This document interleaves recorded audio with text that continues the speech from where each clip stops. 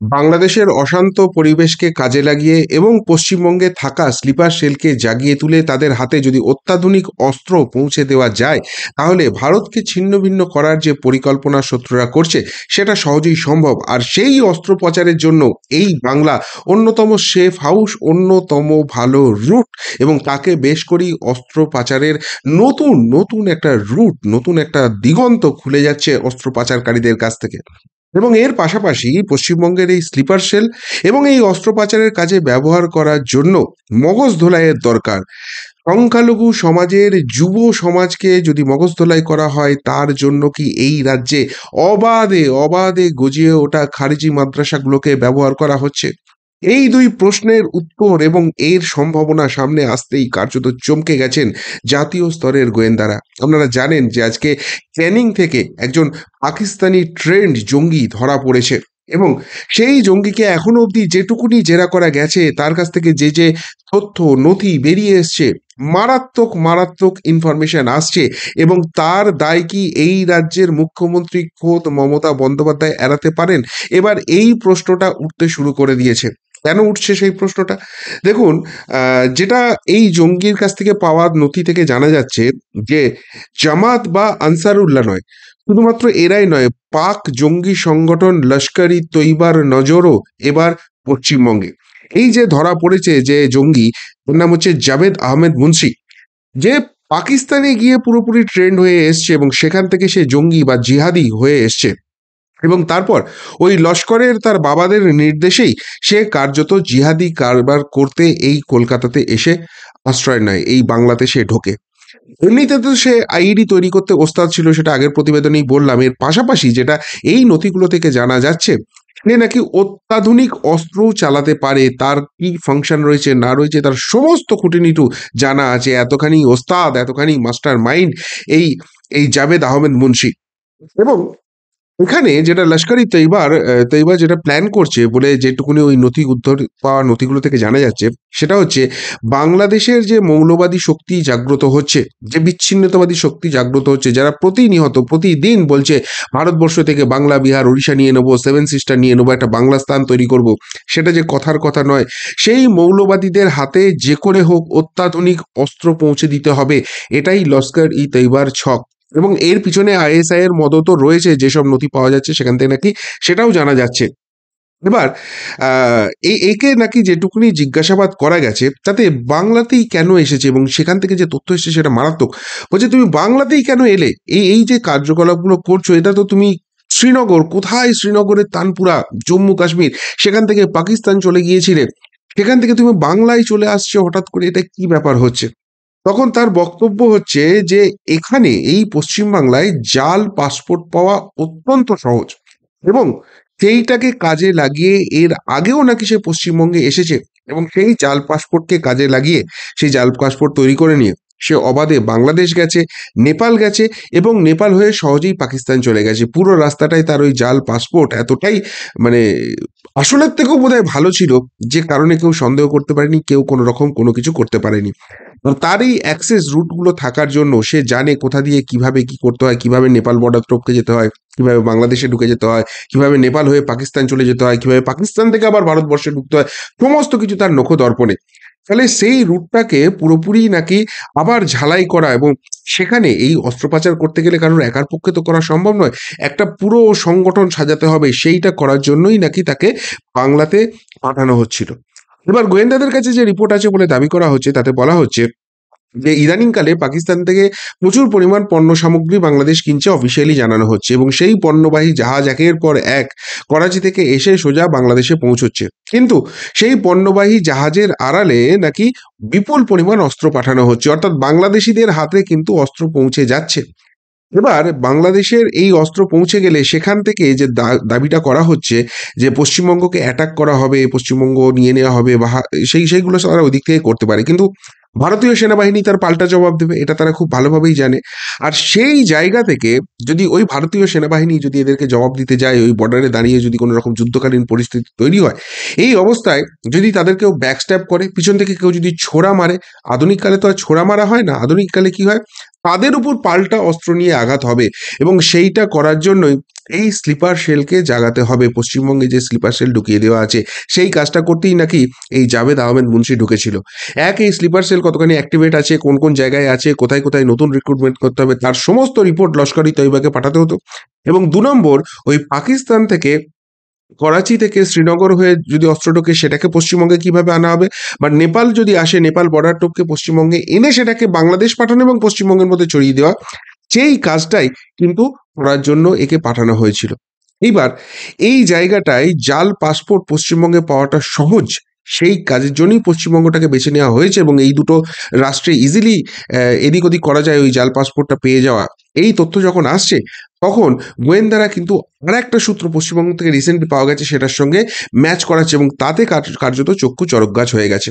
আপনারা জানেন যে আসাম পুলিশ কিছুদিন আগেই পশ্চিমবঙ্গ থেকে 2জন টেরোরিস্টকে ধরেছিল এবং টোটাল সারা দেশ থেকে 8জন টেরোরিস্টকে ধরা হয়েছিল, যার মধ্যে একজনের নাম হচ্ছে মোহাম্মদ সাদ রবি রেডি ওরফে কাব শেখ, যাকে কেরালা থেকে নিয়ে ধরা হয়েছিল। এবার তার সঙ্গে বাংলার যোগটা কিভাবে পাওয়া যাচ্ছে, তার সঙ্গে বাংলার যে যোগটা পাওয়া যাচ্ছে সেটা মারাত্মক এবং সেখান থেকেই ওই খারিজি মাদ্রাসার যোগটা উঠে আসছে এবং সেই খারিজি মাদ্রাসাগুলো কিভাবে গোয়েন্দা দপ্তরের ঘুম উড়িয়ে দিয়েছে দেখুন। বলা হচ্ছে এই মোহাম্মদ সাদ রাডি এ বাংলাদেশি এবং পশ্চিমবঙ্গে ঢুকে গিয়েছিল। এখানে ঢুকে প্রথমে সে ভোটার কার্ড তৈরি করে এবং ভোটার কার্ড শুধু তৈরি করা, একটা কেন্দ্র নয়, দুটো কেন্দ্র মুর্শিদাবাদের কান্দি এবং হরিহরপাড়া, এই দুটো বিধানসভাতেই সে ভোটার কার্ড তৈরি করে এবং গোয়েন্দারা অনুমান করছে খুব সম্ভবত সে ভোটিংও দিয়েছে, সে ভোটিং করেছে, সেইটা ট্র্যাক করার চেষ্টা করা হচ্ছে তার ভোটদান হয়েছে কি হয়নি। এই দুই জায়গাতেই তার ভোটার কার্ড যেহেতু রয়েছে, ফলে বাকি অন্যান্য সে পেয়ে গেছে, পাসপোর্ট পেয়ে গেছে, আধার কার্ড পেয়ে গেছে এবং সেই সব নিয়ে পরিযায়ী শ্রমিক সেজে কেরালা চলে গেছে এবং সেখান থেকে সে অ্যাক্টিভিটি করছিল। ফলে ওই ব্যাকট্র্যাক করতে গিয়ে যে এই জাল পাসপোর্টটা তৈরি হলো কি করে, এই জাল ভোটার আই কার্ডটা তৈরি হলো কি করে, সেইটা করতে গিয়েই হরিহরপাড়া থেকে যে 2জন জঙ্গিকে ধরা হয় তারা হচ্ছে সাত ঘনিষ্ঠ, একজনের নাম হচ্ছে মিনারুল শেখ আর একজনের নাম হচ্ছে মোহাম্মদ আব্বাস আলী। এই দুজনকে গ্রেপ্তার করা হয়। এবার এই আব্বাস আলীকে আরো বেশি ট্র্যাক করতে করতে করতে যেটা পাওয়া যায় সেটা মারাত্মক। এই আব্বাস আলী যে হচ্ছে আসলে জেএমবি, বাংলাদেশের যে জেএমবি বলে জঙ্গি সংগঠন রয়েছে তার অ্যাক্টিভ সদস্য। এই আব্বাস আলী বারুইপাড়া এলাকাতে একটা মাদ্রাসা খুলেছিল। হঠাৎ করে সে মাদ্রাসা, এই খারিজি মাদ্রাসার কথা বলছি না, সেই খারিজি মাদ্রাসা খুলেছিল। ওই দেখুন যেখানটা আমি ইয়েলো মার্ক করে দিয়েছি, খবরে আনন্দবাজারের খবর, একদম আমার কোনো বানানো কথা নয়। বলছে এ বেরি তাকে খারিজি মাদ্রাসা করেছিল কেন না, 2018 সাল নাগাদ এই আব্বাস আলী ধরা পড়ে পুলিশের কাছে, পক্সো মামলায় তার জেল হয়। আর সেই সময় যখন সে জেলে ছিল তখন ওই খাগড়াগড় কাণ্ডে যারা দুষ্কৃতী তারাও ওই সময় জেলে ছিল, তাদের সঙ্গে দেখা হয়, পরিচয় হয় এবং সেইখান থেকেই সে জিহাদি হয়। এরপর জেল থেকে যখন সে ছাড়া পায়, বেরিয়ে প্রথম কাজ যেটা করে, সে ওই বারুইপাড়া এলাকাতে খারিজি মাদ্রাসা মানে হচ্ছে বেআইনি মাদ্রাসা, সেইটা খুলে ফেলে। সেখানে 14 জন স্টুডেন্ট ছিল, তাদেরকে পড়ানো হতো। এবার ভাবুন, একজন জিহাদি, একজন জেএমবি জঙ্গি, সে একটা বেআইনি মাদ্রাসা খুলে ফেলেছে এবং সেখানে ছাত্রদের শিক্ষা দিচ্ছে। কি শিক্ষা দিচ্ছে, কি শেখাচ্ছে সে, প্রশ্নটা আসছে। এবং শুধুমাত্র এদেরকে শিক্ষা দেওয়া নয়, যেহেতু খারিজি মাদ্রাসার শিক্ষক সুতরাং বিভিন্ন জায়গায় জলসা করতে যায়, সোশ্যাল মিডিয়াতে নাকি কথাবার্তা বলে, মানুষের সঙ্গে জনসংযোগ করে তাদেরকে বোঝায় দেখো আমি শিক্ষক। এবং তাহলে কি শিক্ষা দিচ্ছে, গোয়েন্দাদের কিন্তু ঘুম উড়ছে ওই জায়গাটায়।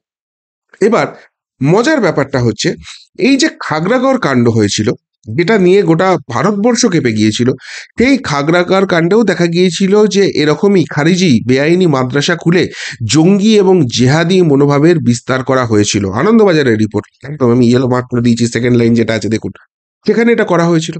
তার মানে এই খাগড়াগড় কাণ্ডের পরই এই রাজ্য সরকারের এই খারিজি মাদ্রাসা নিয়ে অনেক বেশি সতর্ক হওয়া উচিত ছিল। কে খুলছে, কেন খুলছে, তার ব্যাকগ্রাউন্ড কি, তার কি কোনো জঙ্গি যোগ আছে, তার কি অতীতে কোনো অপরাধ আছে, এইগুলো রাজ্য সরকারের ভালো করে খতিয়ে দেখা। যদি ভালো করে খতিয়ে দেখতো তাহলে এই দুম করে এই আব্বাস শেখ যে যে বেরোলো, আব্বাস আলী যে বেরোলো জেল থেকে, সে সাথে সাথে খারিজি মাদ্রাসাটা খুলতে পারতো না? 100 মামলায় জেলে গেছে, তাকে খারিজি মাদ্রাসা খুলতে দেওয়া হবে? জেএমবি জঙ্গি, তাকে খারিজি মাদ্রাসা খুলতে দেওয়া হবে? রাজ্য সরকারের এগুলো অনেক ভালো স্ক্রুটিনি করা উচিত ছিল। কি পড়া হচ্ছে না হচ্ছে ডেলি বেসিসে ট্র্যাক করা উচিত ছিল। যে যাতে এতে কোনো রকম দেশ বিরোধী কার্যকলাপ না হয়। কিন্তু রাজ্য সরকার কি করেছিল?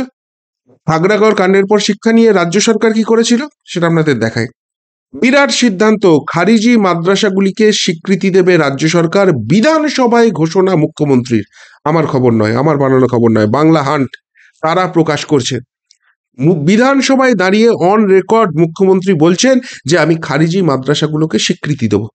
তাহলে খাগড়াগড় কাণ্ডের পর যেখানে দেখা যাচ্ছে এই খারিজি মাদ্রাসাকে ইউজ করে জঙ্গিমূলক দেশ বিরোধীমূলক কার্যকলাপ হচ্ছে, সেখানে তড়িঘড়ি কেন এই খারিজি মাদ্রাসাগুলোকে স্বীকৃতি দেবার সিদ্ধান্ত বিধানসভায় দাঁড়িয়ে মুখ্যমন্ত্রী নিচ্ছেন, প্রশ্নটা উঠছে। তাহলে নিশ্চিতভাবে তিনি এই খারিজি মাদ্রাসাগুলোকে যখন স্বীকৃতি দিতে চান, তাহলে এটা নিয়ে নিশ্চয়ই রাজ্য সরকার যথেষ্ট রকম ওয়াকিবহাল। কে পড়াচ্ছে, কারা খুলছে, কে পড়ছে, কি পড়ানো হচ্ছে, সমস্ত কিছু খুঁটিনাটি রাজ্য সরকার এখানে নিশ্চয়ই মাথায় রাখে। কিন্তু এইবার আপনাদের আরেকটা রিপোর্ট দেখায়, হিন্দুস্তান টাইমস বাংলার রিপোর্ট। তারা বসে রিপোর্ট করছে যে খারিজি মাদ্রাসার সিলেবাসে নাক গলাবে না রাজ্য, অনুমোদন নিয়ে বড় উদ্যোগ মমতার। পরিষ্কারভাবে হিন্দুস্তান টাইমস লিখছে, অর্থাৎ খারিজি মাদ্রাসাগুলোকে রাজ্য সরকার স্বীকৃতি দেবে, কিন্তু তারা কি পড়াচ্ছে সেইটা কোনো রকম নাক গলাবে না। কেন?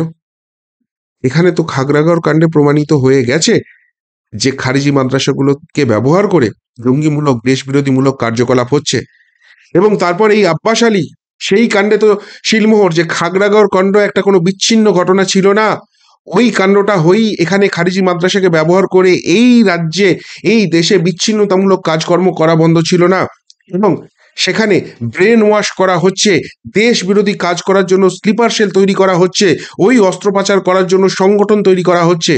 তাহলে এই রাজ্য সরকার, এই মুখ্যমন্ত্রী কেন খাগড়াগড় কাণ্ডের পর সেটা থেকে শিক্ষা নিয়ে এখানে কে খুলছে, কেন খুলছে, কারা পড়ছে, কি পড়ানো হচ্ছে ডেলি বেসিসে ট্র্যাক করছে না? অথচ ট্র্যাক না করি সেগুলোকে বলা হচ্ছে স্বীকৃতি দেয়া হবে। আর এই ঘটনাটা সামনে আসতেই না গোয়েন্দাদের রীতিমতো মাথার মানে রাতের ঘুম উড়ে গেছে।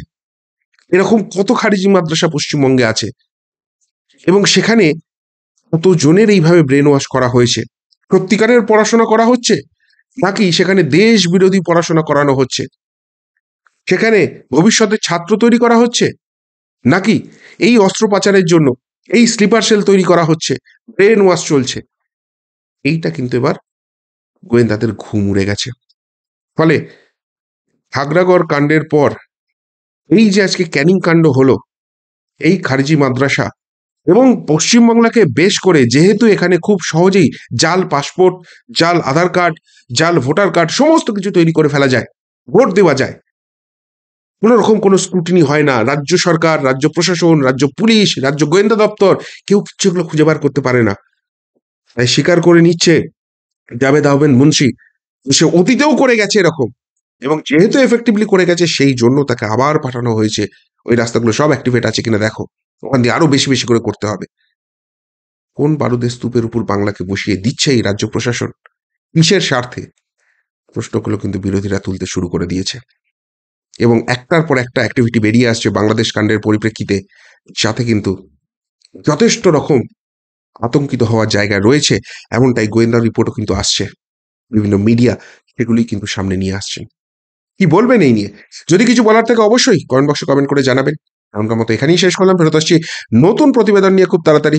ভালো থাকবেন, সাথে থাকবেন, পাশে থাকবেন। নমস্কার।